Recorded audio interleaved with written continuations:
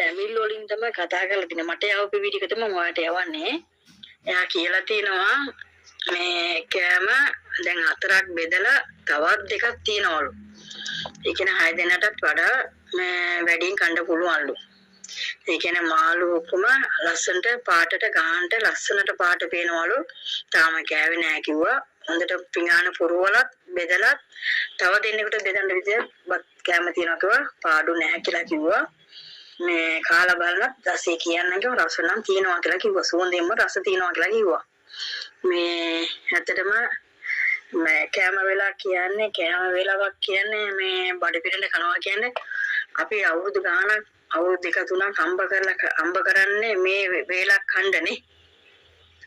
ඒක රස කරගෙන කනවා කියන්නේ ඒකිනුත් අපි හැමදාම අපෙන් අතින් අදලා කෑවට ඒක රස තේරෙන්නේ නැහැ. දැන් මේ වගේ තැනකින් අපි කෑම ඒ කියන්නේ අපේ ගෙදර වගේ. දැන් ඔයා උයලා තියෙන අපේ ගෙදර වගේ. ඉතින් ඔයාගෙන් අරන් කෑවා කියන්නේ නිකන් බඩ නිකන් මාරු. මට දැන් මම කෑවේ නෑ. මම ඉන්නේ රට කෑවේ නෑ. ඒනට ඒක බලනකොට මට ඇත්තටම හිතෙනවා ඇත්තටම මගේ බඩ පිරලා තියෙනවා. ඇත්තටම මගේ බඩ පිරලා. ඒ කියන්නේ ඒ කෑම රස මට දැන් ඇති මගේ හිතට තේරෙනවා.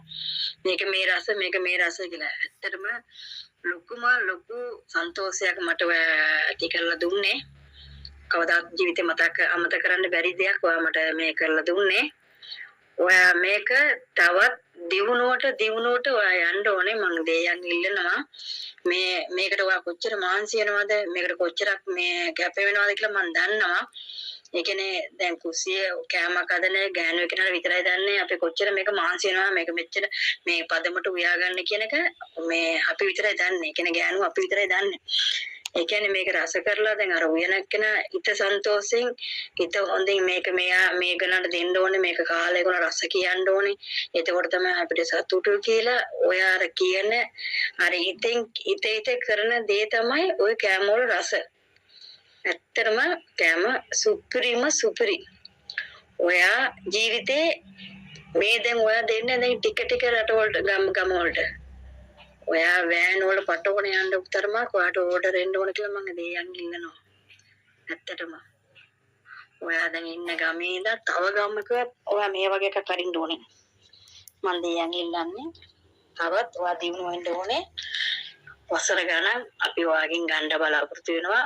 10 වෙනි මාසෙටත් මම ඔයාගෙන් ඕඩර් කරනවා. ඔයා කුරුණාලට යන්න බෑ කිව්වා. කමන්න 10 වෙනි මාසේ යාගේ අම්මගේ උපන්දිනය. මම ඒකටත් ඔයාගෙන් තමයි ඕඩර් එකක් දෙන්නේ. ආයේ ඔයා දන්නවා දැන් ඔක්කොම ඒකෙන්ද බය වෙන්න දෙයක් නැහැ. ඔයාට කියන්න තියෙන අත් දෙක උස්සලා මම වැඳලා කියන්නේ සුපිරි කෑම වේලාවක් කාලා සතුටු වෙන තරමක් වෙන දෙයක් නැහැ ජීවිතේ. අම්බ කරන්නේ අපි කණ්ඩනේ නේ. ඒතකොට ඒකත් නිදාසෙන් කනවා කියන්නේ මාරයි සතුටුයි. ඇත්තට thank you. ඔයාට බොහොම ස්තුතියි.